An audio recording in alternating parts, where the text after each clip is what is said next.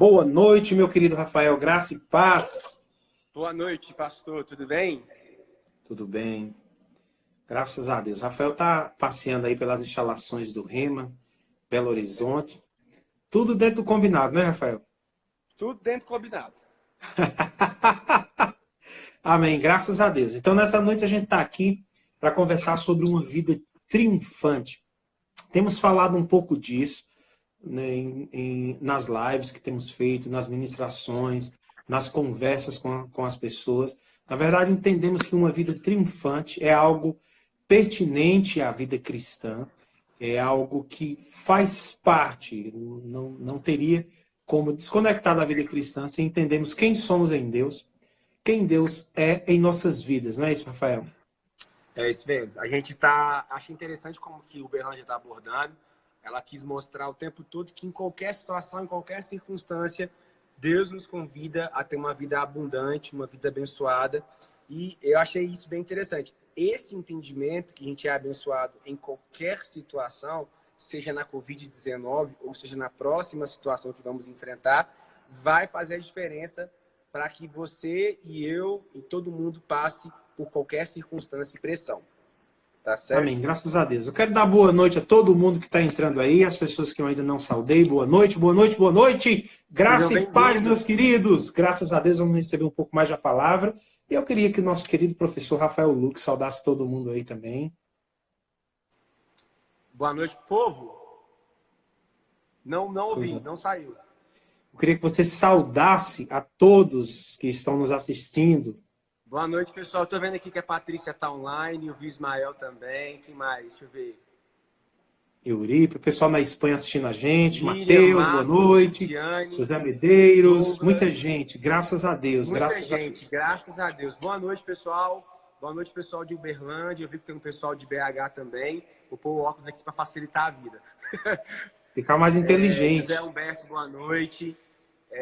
Que honra, viu? Muito obrigado, pastor Ranilson. Muito obrigado aí, Amém. pessoal de Uberlândia. Presentão estar aqui com vocês. Amém. Bênção Graças a Deus, graças a Deus. O pessoal está entrando aí. Gente, vamos divulgando aí, vamos chamando o pessoal. Aperta nesse aviãozinho que tem aí. Vamos aumentar o número de audiência aí para a gente começar o assunto, não é isso, Rafael?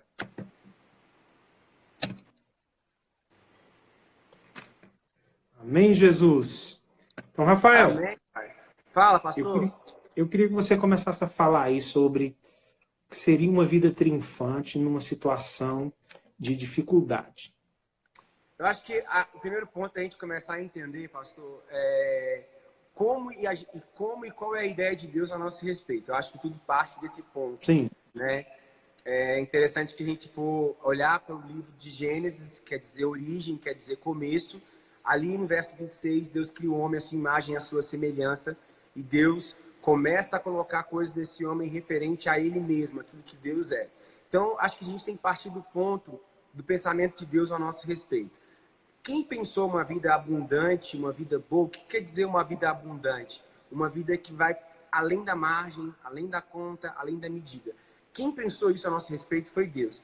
E no plano original de Deus, Deus nos criou assim, para viver bem, de forma abundante, de forma plena. Uma vida abundante é uma vida próspera, é uma vida tranquila, é uma vida que é o que a própria palavra de Deus diz. É uma paz interior que não vai ter compreensão por fora às vezes, não vai ter um entendimento claro por fora, mas é algo que vai estar bem estabelecido por dentro, bem focado, bem firme. Essa é uma ideia de uma vida abundante. Quando eu falo de vida abundante, eu falo do pensamento de Deus ao meu respeito. Quando eu falo de vida abundante, eu falo da obra da redenção. Eu falo daquilo que Jesus conquistou na cruz para me salvar, para te salvar, para você que está aí do outro lado. Quando eu falo de vida abundante, eu não falo de uma vida livre de problemas. Eu não falo de uma vida livre de dificuldades. Eu não falo de uma vida livre de aflições.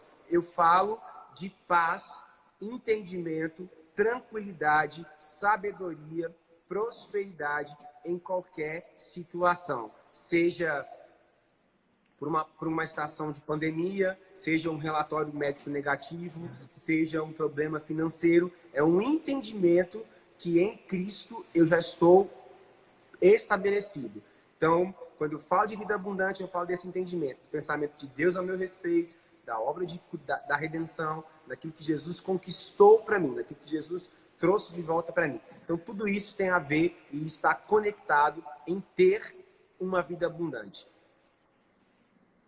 Amém. Graças a Deus. Se você tem alguma pergunta, tem alguma dúvida sobre esse assunto, você pode escrever aí, a gente vai estar respondendo. Eu achei interessante você falar aí sobre ter uma vida abundante, não é estar isento ou livre de dificuldades. Muitas vezes as pessoas confundem isso. Certa vez conversando com uma pessoa, uma pessoa veio falar comigo e ela queria que eu desse garantia para ela de que ela não ia passar por dificuldade, que ela não ia ter situações Impossível. difíceis. Só se a gente orar pela partir. É bíblico, né? É É bíblico. Então, bíblico. mas fala um pouco mais sobre a gente, dá um pouco mais de uma base bíblica para a gente sobre isso. Queria que você. Vamos lá. Falando quando eu falo sobre isso, eu tenho que pensar em algumas coisas. Vamos pensar num texto aqui que eu gosto muito. João 10, Jesus se apresenta como o bom pastor, e o bom Sim, pastor que dá a vida pelas ovelhas, né? sim, E é interessante que Jesus vai se revelando, né, no Evangelho de João, cada vez mais. Ele se revela cada vez mais.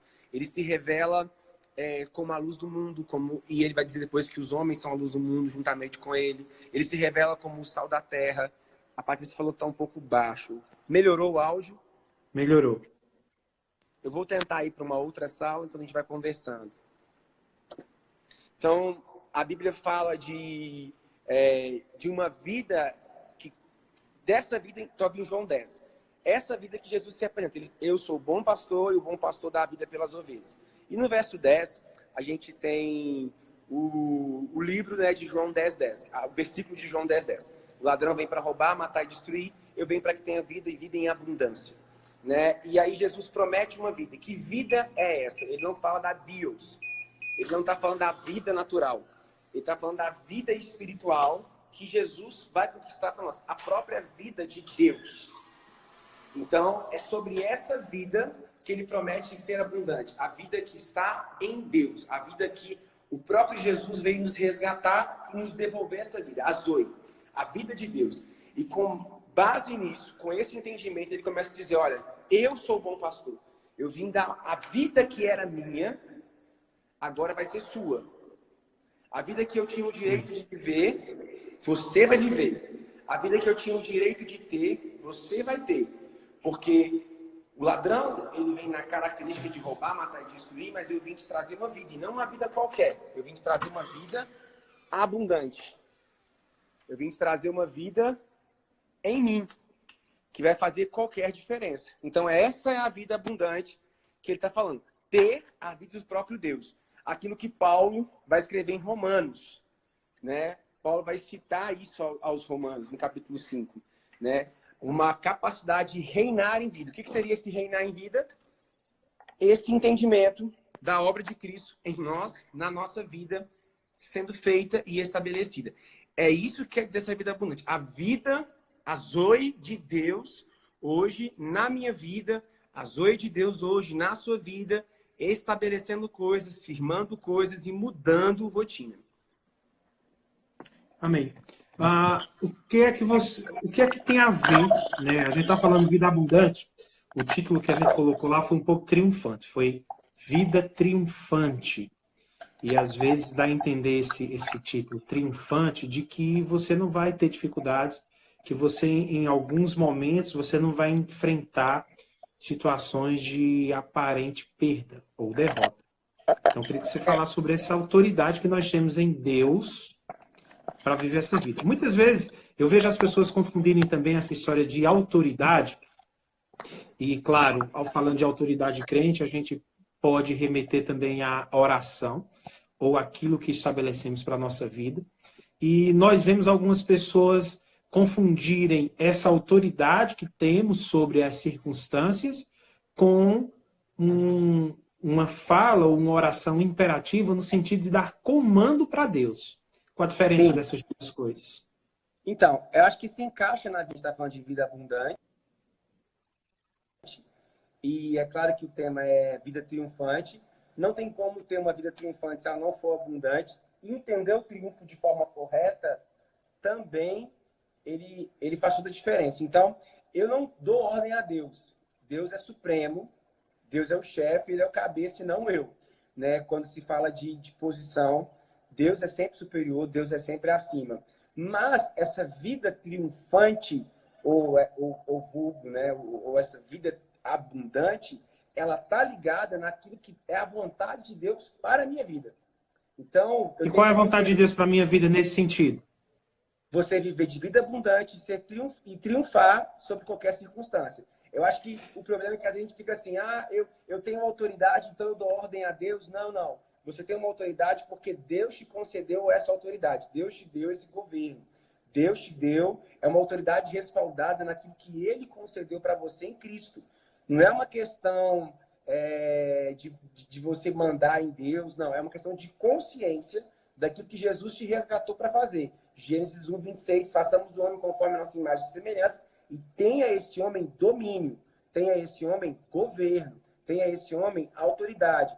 Sobre Deus? Não. Sobre as circunstâncias, sobre as coisas. Esse homem passa pela tempestade? Passa pela tempestade, mas com a vitória certa. Quando a gente fala de vida triunfante, a gente não fala de uma vida isenta a problemas. A gente não fala de uma vida isenta a situações. A gente fala de viver triunfante, vencendo e em meio a situações. Eu acho que certo. Pode continuar. Eu acho que esse é um negócio que pega, às vezes. As pessoas, não, eu não quero ter problema. Então eu tenho que orar para você realmente partir e encontrar Jesus. Porque enquanto eu estiver nessa situação, nessa terra, eu vou enfrentar problemas, eu vou passar por situações, eu vou passar por dificuldades. Elas vão vir de Deus? Não. Algumas eu vou entrar nela, outras o diabo vai enviar para mim. E eu tenho que entender que eu tenho uma vitória em meio a tudo isso. Tá, tem essa coisa que você falou é interessante. Algumas situações eu vou entrar nelas. Então, por conta disso, talvez eu possa vir a pensar que porque eu entrei nessa situação, a culpa é minha. Eu já ouvi algumas pessoas falar, você entrou, você sai sozinho. Ou se a culpa é minha, talvez é Deus me julgando. Como é que é isso? Como é que eu sei que eu tenho que sofrer o dano ou eu tenho que exercer essa autoridade para sair disso? Vamos lá. Você deve exercer a autoridade para sair disso. Vamos lá. O que é isso? É complexo? Não, não é complexo. Uma vez que eu entendo que eu tenho uma vida em Deus, a primeira coisa que eu tenho que entender é o que o texto de 2 Coríntios, capítulo 5, a partir do verso 14, fala. O amor de Cristo me constrange, julgando a pois isso, não vivo mais para mim mesmo, mas para aquele que morreu e ressuscitou. Então, eu tenho que esse entendimento tem que ficar claro. A minha vida não é mais minha, mas para aquele que morreu por mim. Hoje, a vida dele na minha vida é o que realmente traz sentido. É o que realmente traz razão.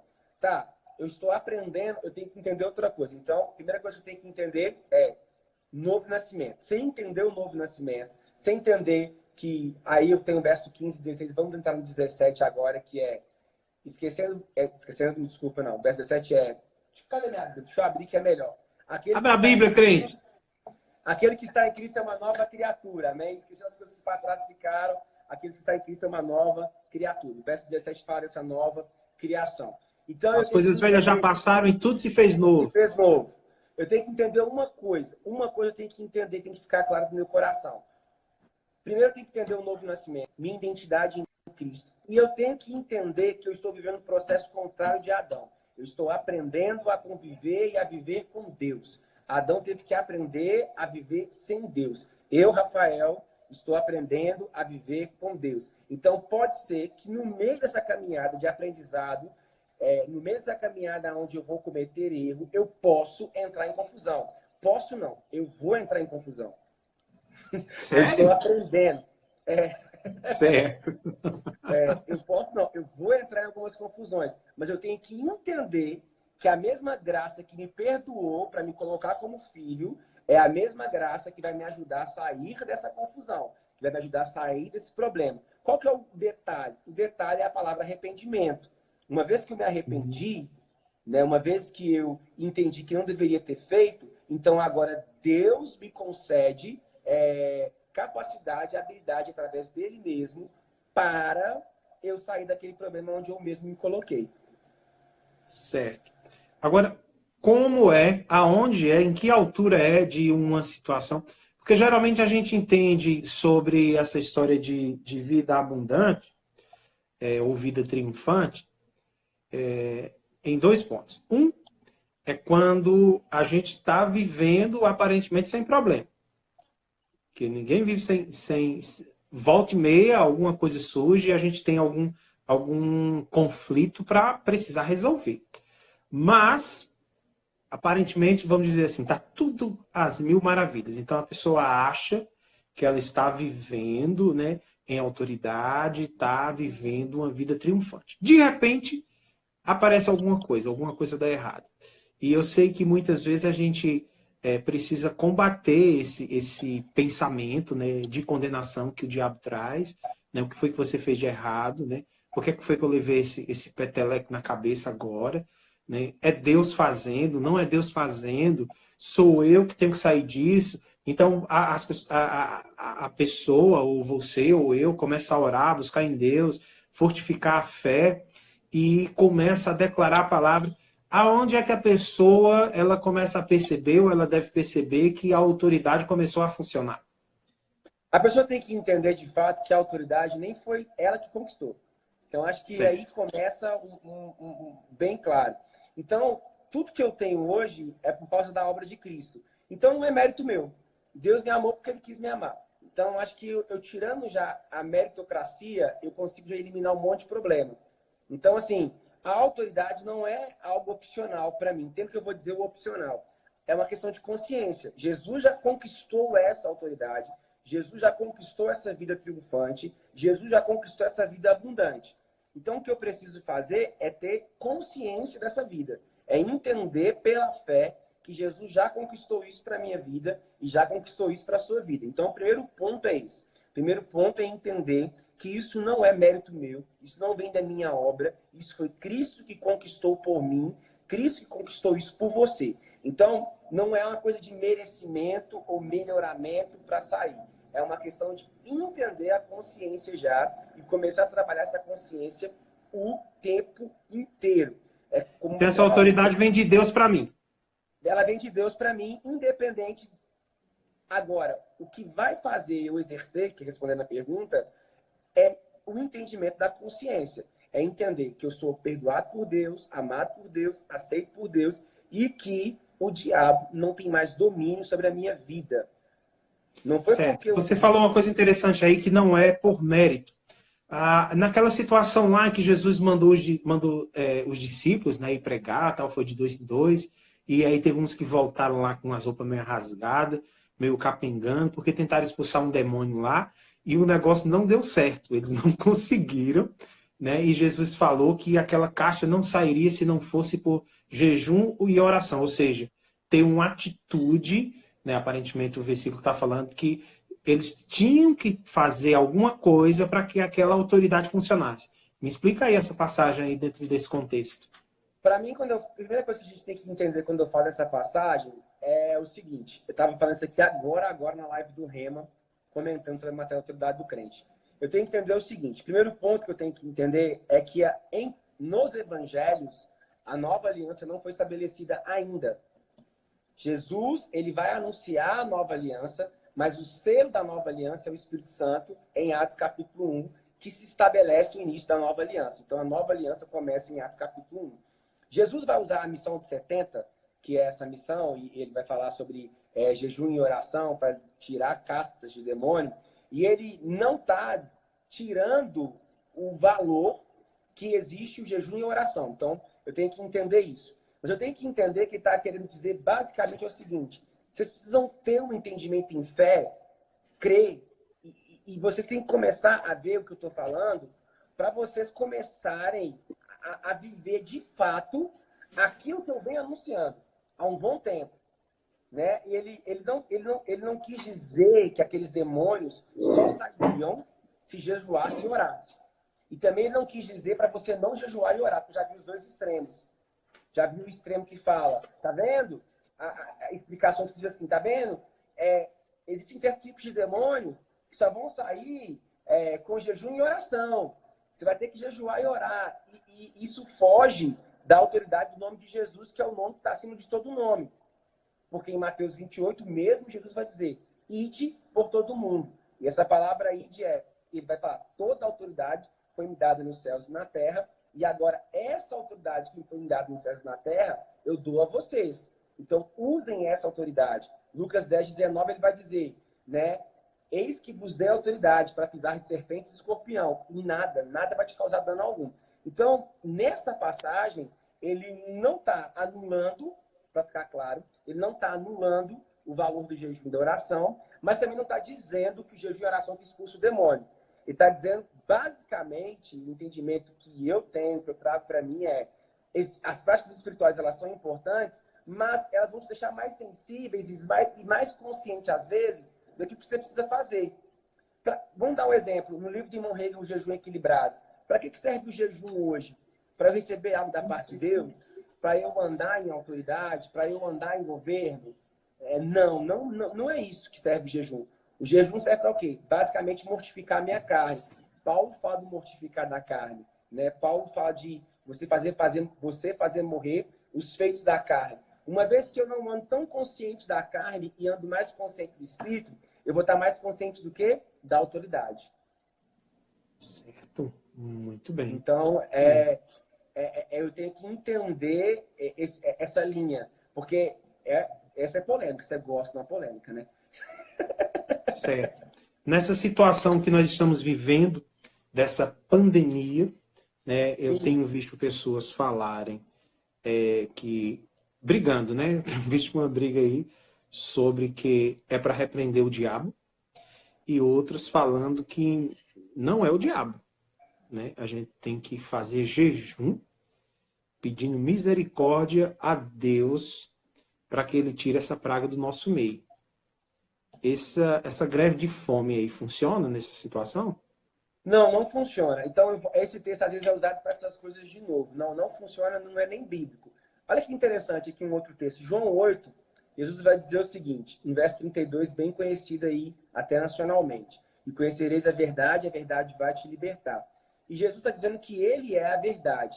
A única coisa que pode nos libertar é a verdade, que é Cristo. E nesse capítulo, ele vai bater duramente em algumas práticas religiosas. Ele vai dizer assim, com os fariseus que estão questionando ele, vocês não são filhos de Deus, eu sou, vocês não são. Vocês têm como pai o diabo. O diabo é o pai de você, porque o diabo é homicida e ele é mentiroso desde o princípio.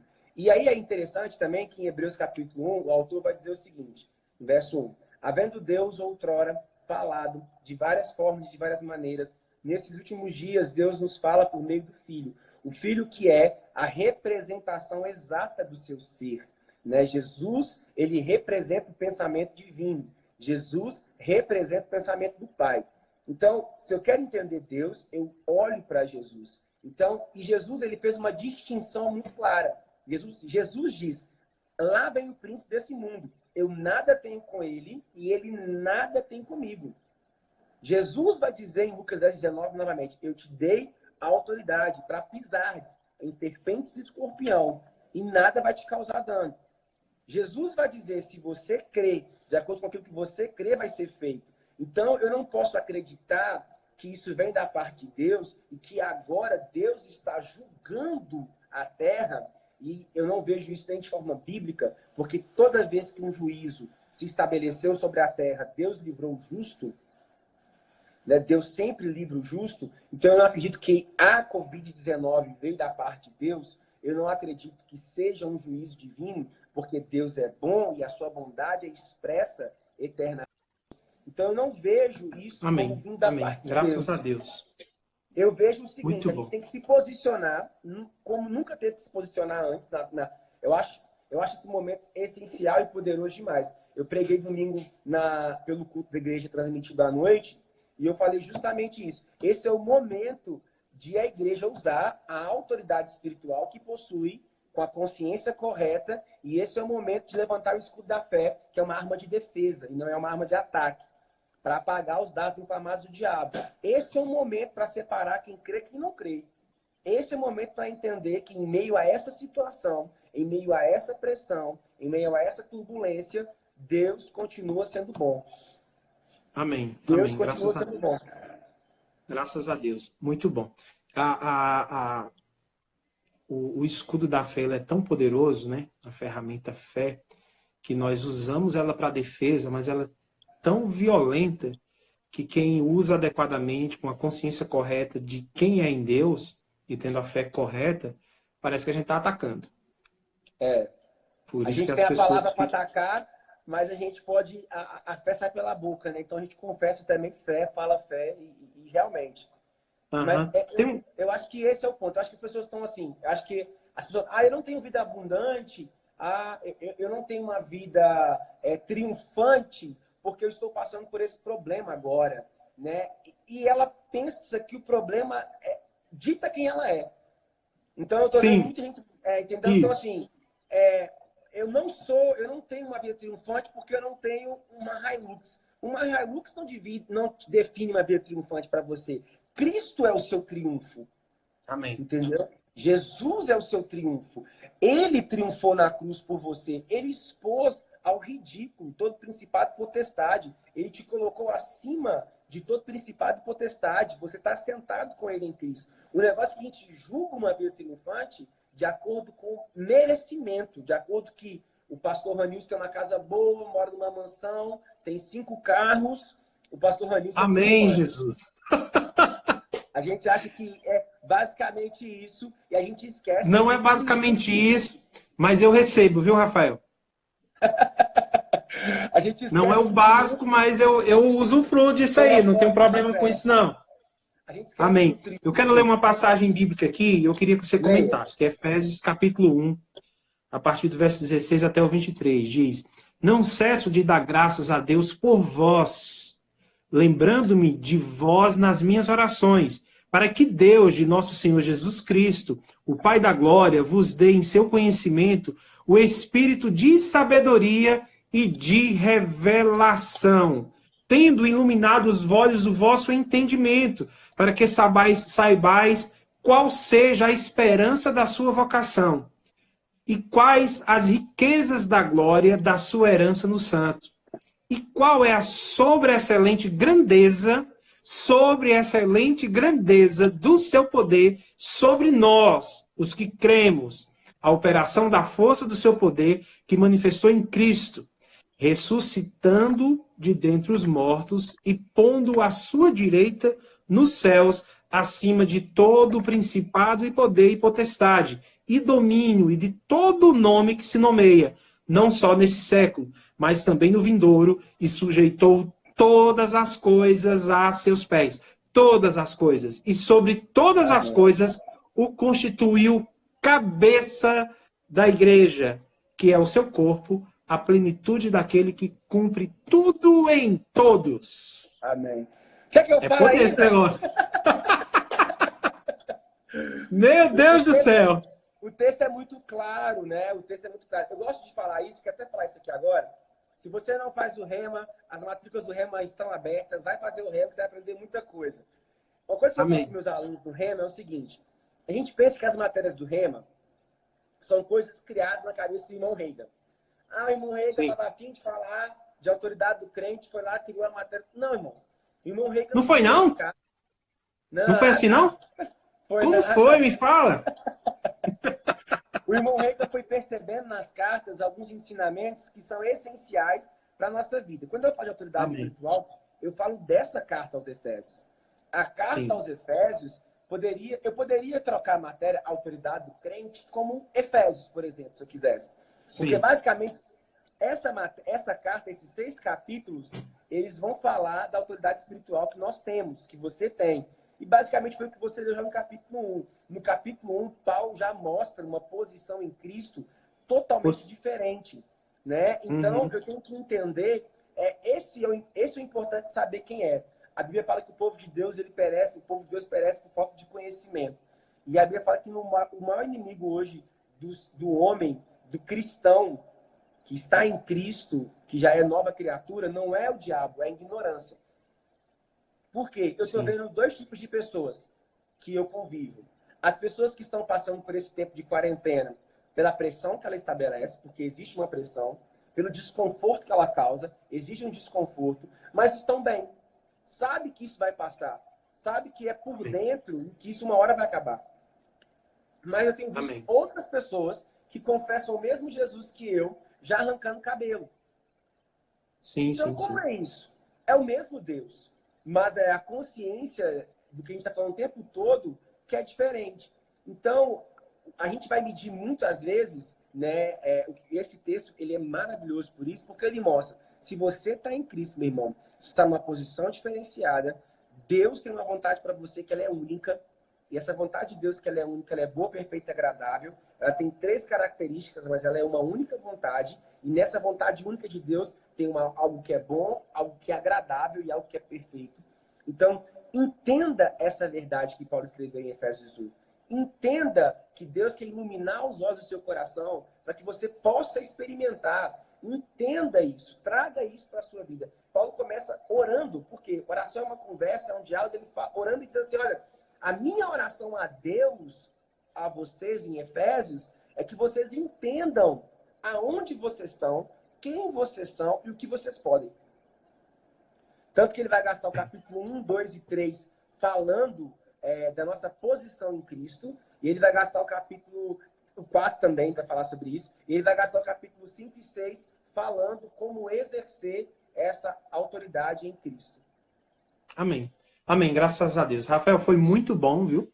Graças a Deus por isso. Eu sei que a gente tá com gostinho de quero mais, todo mundo aí também querendo mais, mas a gente precisa Já parar, né? acabou? Você quer falar mais? Eu quero Achei que foi bom. continuar. Achei que rendeu, foi bom demais da conta. Muito bom, muito bom. Eu queria que você fizesse aí suas considerações finais, desse uma saudação para as pessoas e depois a gente vai orar. Tá certo. Eu queria falar para você de Uberlândia que está aí. Eu sei que você está passando pela mesma dificuldade que o Brasil todo está passando. Mas eu queria dizer para você continuar firme com a sua igreja local, que é aqui o Verbo da Vida Uberlândia, que é a nossa igreja, é a nossa casa. Que você ficasse atento. O pastor Francisco não me pediu isso, nem Patrícia. Mas que você ficasse atento mesmo a tudo que acontece na sua igreja local. Ajudasse a sua igreja local. Agora é tempo de cada membro pegar com a sua igreja local. Então, se você faz parte dessa família, Verbo da Vida Uberlândia, se junta, se apega, se acolhe, ouve as lives, coloca para dentro fé, coloca para dentro do seu coração esperança, coloca para dentro da sua vida que isso vai passar. Não se perca, entenda que esse é o momento para a gente poder de fato viver tudo que nós temos para viver. A gente vai sair dessa situação vitorioso, a gente vai sair dessa situação melhor. A igreja de Deus não vai parar. O Verbo da Vida Uberlândia vai crescer depois desse tempo. O povo de Deus vai crescer depois desse tempo. Então, entenda que é um novo tempo. A gente vai passar por isso, mas em breve nós estaremos juntos. E tudo que Deus falou, meu irmão, ao seu respeito, ao meu respeito, vai acontecer. A gente vai passar por isso, a gente vai entender a pressão, entendendo a dificuldade atual, mas tudo vai ficar bem. Meu recado é para você que faz parte dessa igreja. Se conecta à sua igreja local. Não é tempo de você ficar perdido para um lado e para o outro. Porque fulano disse isso, pastor Ciclano disse aquilo. Meu irmão, entenda com todo carinho o que eu quero dizer. Você pode ouvir o que você quiser, mas a sua igreja é o Verbo da Vida Uberlândia. Deus te colocou aí. Então se conecta a tudo que Deus tem para esse tempo nessa igreja. Porque vai ser tudo... É de onde você vai receber as instruções da parte de Deus, juntamente que ele tem colocado no seu coração para exercer esse novo tempo. Dias melhores vão chegar em nome de Jesus. Amém. Amém. Glória a Deus, glória a Deus. Foi muito bom, Rafael. Obrigado. Quero agradecer mesmo de coração por você disponibilizar esse tempo. Um pouco antes da gente começar aqui, a gente estava compartilhando da correria que foi o dia para ele hoje. Hoje pela manhã ele estava lá ajudando o pai dele lá. Casa. Então, e tem que fazer bem feito, né, Rafael? É. E depois correu para a casa do pastor Marcelo, né? E depois foi para o Rema aí. Com muita alegria nos atendeu, né? Para esse tempo. Obrigado mesmo de coração. E eu espero que daqui a alguns dias a gente possa estar juntos. Amém? Amém. Então, gente, essa foi nossa live de hoje, né? Eu espero que você tenha gostado. Vai ficar salva aqui nos stories. Compartilha com seus amigos, compartilha com todo mundo. Fala sobre o Rema, fala sobre a palavra da fé. As matrículas do Rema ainda estão abertas. Essa matéria ela está funcionando com aulas com videoaulas, cada aluno recebe o seu usuário e senha, na plataforma a gente tem assistido a matéria Como Ser Guiados pelo Espírito, com o professor Manuel Dias, que esteve junto com a gente aqui fazendo uma live no sábado, foi muito legal, foi muito boa mesmo, e é um assunto que tem tudo a ver uma coisa com a outra. Na verdade, no Rema, tudo tem a ver uma coisa com a outra, porque é tudo Bíblia, e a Bíblia tem tudo a ver com ela mesma, amém? Na quinta-feira, às 19 horas, nós estaremos aqui de volta com o pastor Marcelo Carvalho, vai ser muito bom. Tá bem que eu fui hoje, hein? Aí. Você está abrindo caminho, né, para o chefe, não é isso?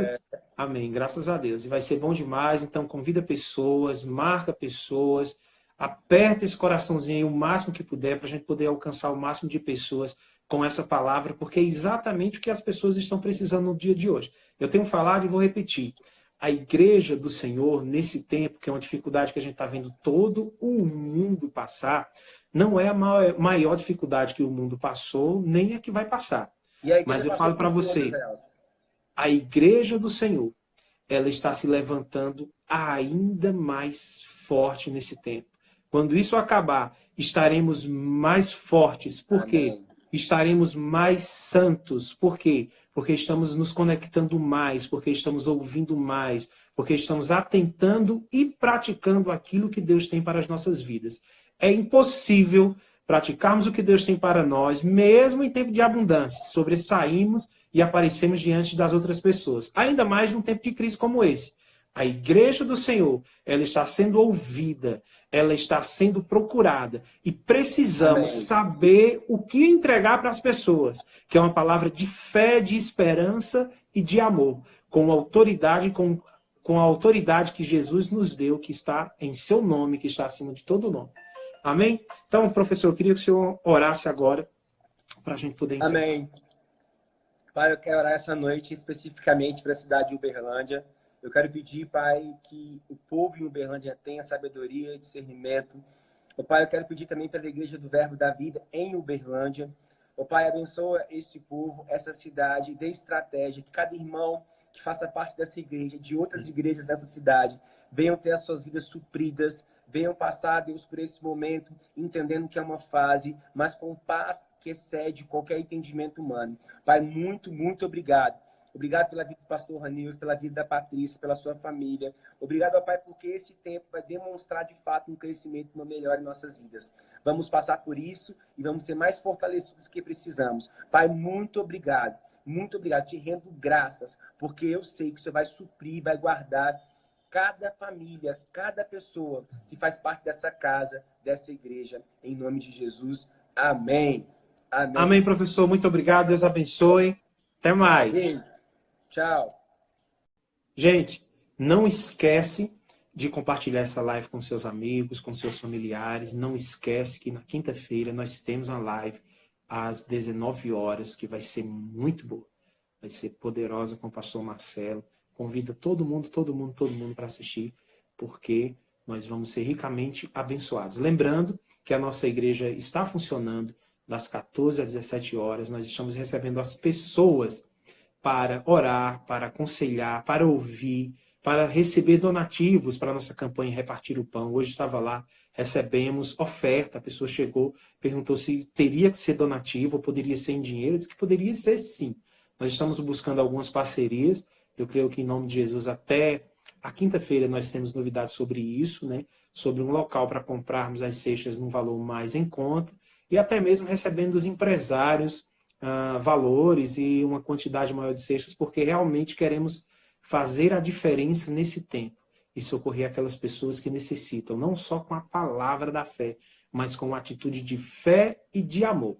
Então, nossa igreja está funcionando das 14 às 17 para oração, para orarmos pelas pessoas que desejam, para aconselharmos, né, para ter um gabinete, para receber doação, para repartir o pão e para receber dízimo e oferta também, tanto em dinheiro como no cartão, tá bom?